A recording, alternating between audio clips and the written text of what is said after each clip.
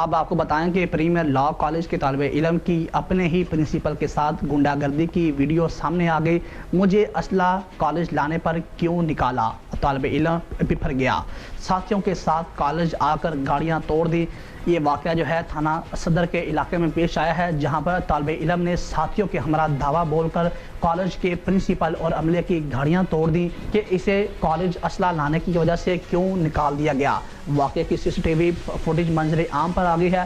Footage میں واضح طور پر دیکھا جا سکتا ہے کہ غیاث نامی ملزم ساتھیوں کے ہمراہ توڑ پھوڑ کر رہا ہے۔ تھانہ صدر پولیس نے پرنسپل کی درخواست پہ مقدمہ درج کر لیا۔